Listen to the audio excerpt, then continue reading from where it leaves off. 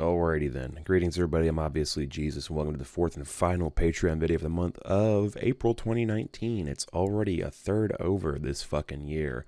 I'm getting old, and the passage of time seems terrifying, and I'll be dead in the grand scheme of things very soon. Hooray! Not like soon, but like, my life's already a third over if I get my natural lifespan. So that's a fun thought to have in your head, bouncing around there. But yeah, that's not what this video is about. Today I'm going to be talking about my experience with online dating. I think I hinted recently that I wanted to do a video about this, and here it is.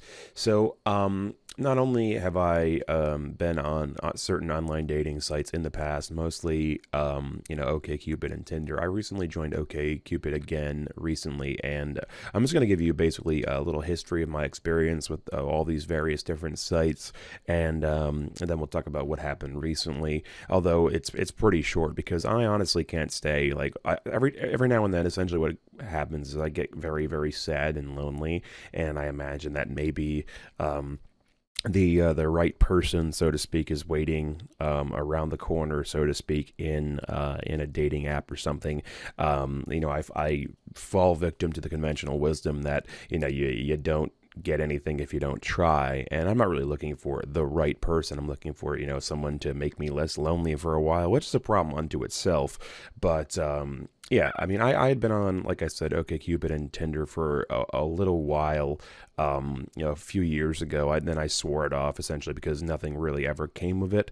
But I like I said, I joined again recently. I forget how long it took me after my relationship fell apart to, sort of get into a headspace where I could even begin to do this. I think it was maybe around like, late 2015 or, early 2016 when I actually gave it my first and only real shot. But yeah, that's going to be all for the history because I don't remember the specific dates all too well. I just know that I think I had made an OkCupid to look at my ex's profile, and after a while of doing that, I thought that maybe there was something to be gained from actually attempting this in a real way. I'm not sure what would have given me that idea, but it's not like I was thinking particularly clearly back then. But after a while, I made one and I gave it a shot for a couple months, and like I said, nothing ever came of it. And every now and then, I'll rejoin either OKC or Tinder for literally probably it amounts to less than a day of being on there. So I recently joined OKC again, and I made my profile. I answered some of those basic questions they give you. They give you a bunch of questions. You can skip the ones that you don't find relevant. And honestly, and this is going to be a theme later in the video, OkCupid's questions are really fucking terrible. There's a lot of fucking questions that are really limited in their options, and there's like false dichotomies all over the place, and it's really frustrating to find questions that you think will actually be pertinent to finding a match. And so I got a few likes in my first 12 hours, I guess, but of course no one messages you, so you don't know unless you pay for the microtransactions. You don't know who liked you, and you can't go from there. So I got a few likes, but no one messaged me, and then I got an automated email towards the end of my like 16-hour stint on there. It came with a 3x3 grid of women saying that at least one of the women therein found me attractive, but I hadn't looked at any of their profiles. I didn't recognize any of their faces, and I certainly didn't swipe right on them in the sort of Tinder ripoff portion of OkCupid that is called Double Take. So when I went back into the app after getting that email, I went from the double take feature into the traditional search feature, which lets you, do some searching based on filters and criteria ranging from like location to whether or not they smoke or drink, etc. And it started matching me in the search feature rather than the double take feature with much less attractive people, which is likely where they generated that 3x3 email grid from. And this is likely related to the presence of OkCupid's most attractive feature. I don't know if they still tell you about it, but I imagine they still have it either way, because after about a week on the site, it will put you in a different category of matches based on your pictures if it determines you are significantly attractive or among the higher, I don't know what the threshold is percentage-wise. But if it determines you are based on your pictures, among the more attractive people on OkCupid, then it will put you in a higher category. Although this might not be a super good algorithm, or the threshold must be super low, because when I had been on there for a longer period of time, it did put me in there. Many years ago, before I got fat, although I don't know how it weights all these different things. I don't know if it's like facial structure or symmetrical shit, or if it's weight, appearance. I don't know. But essentially, my point here is that, I essentially gave up this time because I realized that, I had spent ages flipping through the double take feature on this app, looking at people who probably never even saw my profile. And while I certainly could have messaged these people that I had actually swiped right on, generally it seems smart to wait for mutual likes. And you can't get those if you're not looking at people who will look at you until at least a week later, if you ever get, codified into the higher range of attractiveness there.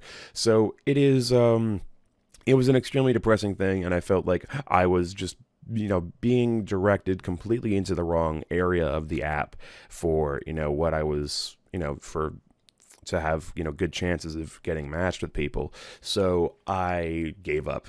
And honestly, I gave up not only because of that, but because it's this is a universal theme for me whenever I join one of these things. It's just so depressing to flip through all these people and get nothing, or get like a like, and people don't even want to message you. Maybe it's like, and you can usually extrapolate from what you're doing yourself. Like, I swiped right on a lot of people. So I figured that the people who had liked me, I think there were like 6 of them. The people who had swiped right on me must have just been doing it, among this gigantic sea of people's faces. And so I wasn't really anything special to them. I'm just one in a very, very large sea of options. So that's always depressing to think that, you're just giving up your life's happiness into the hands of an algorithm, and you are one of just many people out there, and you're probably somebody's, not even second choice. You're probably their 5th or 6th choice that hour. So it's very depressing. And as for other platforms, I have tried those for similarly short periods of time. I tried something called Hinge, which is terrible. I mean, it tries to be unique in that it's all sort of text-based, which moves the focus from an algorithm into people actually sitting down and reading other people's profiles, which I guess does, or at least on paper, reduce the desire of people to just constantly flip through people's profiles and swipe in a few seconds. It encourages people to sit down and read. But all the fucking prompts they give you are for fucking normies. It's really hard for me to, come up with things that I feel would be appropriate for that kind of, just general audience of people you're trying to attract based on these little text prompts. And that goes for the profile section on OKC as well. Tinder, I think it has a nice appeal because it's a lot more immediate. But there's, of course, the implication of hookup culture, and every message is like when 2 people match, every match is a Mexican standoff where you just, sit there waiting for, the other person to message, waiting for somebody to give in and message first. And of course, the onus is on the man, generally speaking, in the eyes of most people. Something my therapist tells me all the time is that among modern daters, they have collected a lot of data, not daters, data. They've collected a lot of data that suggest that we're actually seeing a return among millennials to more traditional values where the man has to be assertive, at least among heterosexual couples. I don't know how that all pans out among, same-sex relationships and all that stuff. But, yeah, essentially, if you happen to match with people, then you just wind up being in that sort of Mexican standoff of messaging, seeing who's going to message first. And it's a double problem for me, essentially, because I'm so sensitive to rejection based on, all the stuff that's happened to me that I've talked about on this Patreon. You work up the courage to match with somebody, it's probably not even going to go anywhere, and you'll feel completely distrustful in the entire process, which has happened to me quite a lot. In my experience, that, even if you actually get into a conversation with somebody, even if you get to that point, which is not something that happens often in my case, everybody just wants to text for a really, really long time. Nobody's ever really in a hurry to have some kind of in-person contact. For some reason, people seem, totally satisfied with knowing however little about you is in their, profiles. So, and we'll talk about, how I don't really trust profiles here in a second as well. But yeah, everybody just wants to text for a really fucking long time, probably because they're entertaining multiple conversations at the same time. I mean, I'm not particularly attractive. I don't think I'm ugly, but I'm not particularly attractive. And even I, when I had been on Tinder for a couple weeks, I was entertaining, 2 or 3 conversations at any given point. So I'm sure that, much more attractive people are entertaining like 5 or 6. And, in a way, I think that, it must be nice to, feel like you have that many people in your thrall, although you kind of, lose the illusion if you think about how they are probably entertaining multiple conversations at the same time as well. So, yeah, I mean, and that just speaks to not only how, people are reticent to, move on to the, in person and commit to one individual person. It also speaks to the fact that if you get fewer matches and you're having fewer conversations, or if you're only having one, you're at a very notable disadvantage. And you're just one in, like I said earlier, that sea of faces. And I think I've used that phrase to describe, when I've mentioned online dating in passing before in my videos here, I've used that term, sea of faces, because that's really what you essentially feel like. And of course, there's probably the issue of people being reticent to meet in real life because women are generally afraid of predators, which is of course understandable, but still something that us non-predators have to surmount in order to move to the next, logical phase of, maybe dating somebody. So that's another thing you have to get through, as well as people who are just being non-committal. So as a fairly middlingly attractive person, I think I rate pretty low on people's priority lists among their matches and among their conversations. And that means that platforms like Bumble, where the woman has to initiate the conversation with the man, are not places where I can thrive despite the onus being on the woman. Of course, it takes the stress off of me having to have that Mexican standoff type thing where it's like, who's going to message first? I have to fight, this societal obligation and my fear of rejection, blah, blah, blah. It takes that problem out, but I'm not very high on people's priority lists, so that favors attractive men rather than, people who are squarely a 5, I think is pretty safe to say about myself. But really, I want to talk now about my big problem with the whole, scene of online dating, which is that, pretty much everywhere people are projecting a false sense of PMA, that positive mental attitude you hear so much about. Best exemplified, I think, by the endless number of people talking about in their profiles how much they love adventure. This is the death blow to online dating for me. People used to talk about how people only project the positive sides of their lives on social media like Instagram and Facebook, which leads to depression when you are, trying to compare your life to the very heavily curated facade that people put out there on things like Facebook and Instagram. But it's twice as bad in online dating due to the higher stakes. I'm sure people like to think of themselves as adventurous or adventurers. Most of the people who put this on their profiles, though, are likely trapped in fairly standard loops of, work, eat, bar, friends, sleep.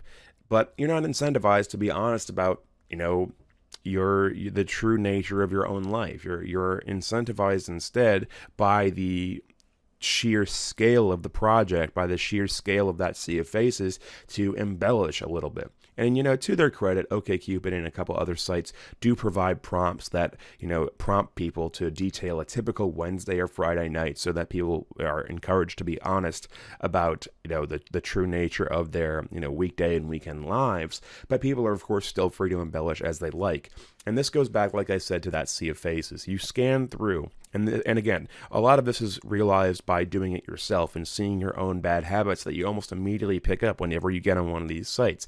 You scan through a sea of faces yourself in your browser or in your double take or when you're swiping left and right on Tinder.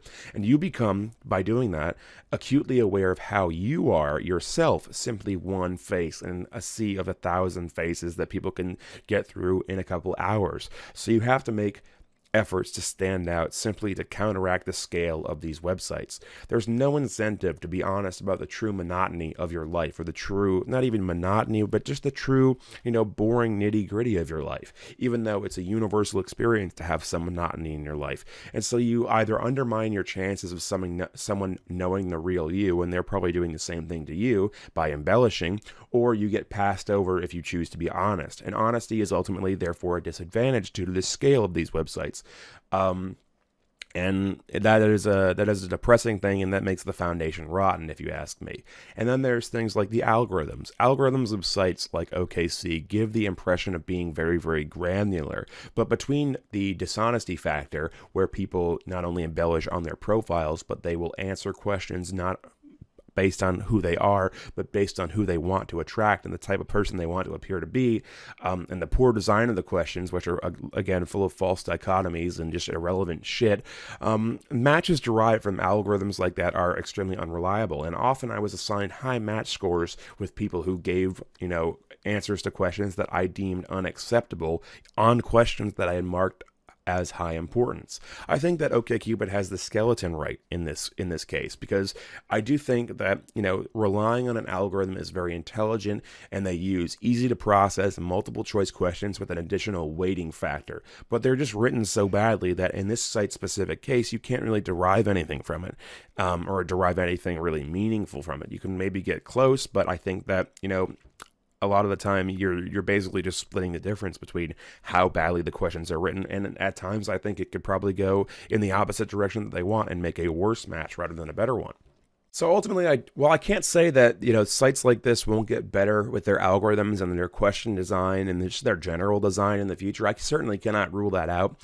I do think online dating at present is currently a very, very horrible way to get to know somebody, even on a casual level, much less someone that you might want to spend the rest of your life with. I mean, obviously there are flukes that go against what I'm saying, but I think those are the exception that proves the rule. I think that it's so rare to see a lasting relationship that doesn't just break apart quickly or end in divorce on a longer scale, that these sites at present cannot be trusted because they're not sophisticated enough quite yet. I mean, not only let's go through the barriers. Let's go through just all the barriers you have to get through in order to have a successful match and even begin a relationship with on one of these sites. You have to overcome the innate flaws of the sites you choose, like I talked about with OkCupid's horrible questions feeding their algorithm, Tinder's implication of hookup culture and their general lack of depth, stuff like that. So you have to overcome one, the flaws of the site you choose, including not only limited to the flaws, but also the monetization scheme hamstringing you from knowing who's actually interested in you. Number two, you have to get through the veneer of embellishment everybody applies. Number three, the lack of person-to-person contact, hearing their voice, seeing their eyes, etc., their body language, which all would, in a normal conversation that you would have just meeting a person, would inform the things that they immediately tell you about themselves, which would be like their in-person profile, I guess. You have to get through that. Like I said, the lack of person-to-person contact. And fourth and finally, being stuck in text limbo because one of you or both of you are too hesitant to take it any further for whatever reason, no matter how valid. So you have to get through all those different things that are inherent to the site and inherent to the medium and inherent to most of the people you're going to meet. So there's barriers there, before you even get to, just sit across from that person and share a coffee. So the process is just too long and has too many points of failure. Like I said, the foundations are rotten here and are bound to crumble eventually, whether it's before you even meet or after one or two dates. I think is probably where all these things go to shit, and the cracks and the oversights in the matchmaking algorithms sort of become very, very apparent. I still think that, as old-fashioned as it sounds, having prior knowledge of somebody as a friend, or at the very least as an acquaintance, is still the best way to start dating someone. I know that sounds old-fashioned, but I still think that the technology aspect of dating is not up there just yet. Maybe it works for you if you want something casual and lacking in depth, but beyond that, I certainly don't think there's any real potential here yet. I think the technology has a very, very long way to go before we consider it viable in this way. I mean, I look at my own relationships, and my relationships, the ones that lasted more than a night, were not that I'm constantly fucking in one night stands, or that I ever was, but my relationships were with people that I went to school with, people that I met through friends, most of the friends that I went to school with, and then people I met at concerts. And even though I am a very muted music oriented person, like I live for, doing photography and seeing live music and stuff like that, the people I met at concerts were among the weakest relationships, because even though we had those common interests, which might have been very strong common interests, we ultimately had no other criteria for being there. There was no other way to determine whether or not we were suited for each other. So ultimately, we had very different goals and had no idea of each other beforehand. So there was no foundation there either. So I think that, as slow and as old-fashioned as it sounds, knowing somebody beforehand and then turning that into a deeper relationship is the only viable way to, or not the only viable way, because again, there's always flukes, but I think it's the most consistent and logical way to go about it. But as for me personally, the point is, I'm just fucked. I mean, think about my life, and this is something that was brought on by my experience with these sites that let you filter based on, people's interests and activities and whether they drink, smoke, etc., like all that stuff. Filter out all the people who drink. Filter out all the people who do drugs. Filter out all the people who don't like chubby guys. Filter out all the people who aren't looking for somebody without any ambition or career prospects. And then shrink that remaining set to the subset that includes people who share my basic interests in music and photography. And you've got a very, very small subset of people, not a lot of whom I'm likely to meet in real life, and even with the entire world supposedly at my fingertips, or at least all the people who are single in the local area at my fingertips, I'm not likely to meet a lot of people matching that criteria, even with all the benefits of modern connectivity and technology. So I'm fucked. But yeah, those are my thoughts on stuff like that. I've been obviously Jesus. I'll see you next time. Bye bye. Your album recommendation for the week is the self-titled debut by Australian band The Chats, who have 2 albums or EPs, or they're short albums if they're albums, detailing essentially what it's like to be a drunk Australian kid. And it's pretty fucking good and funny.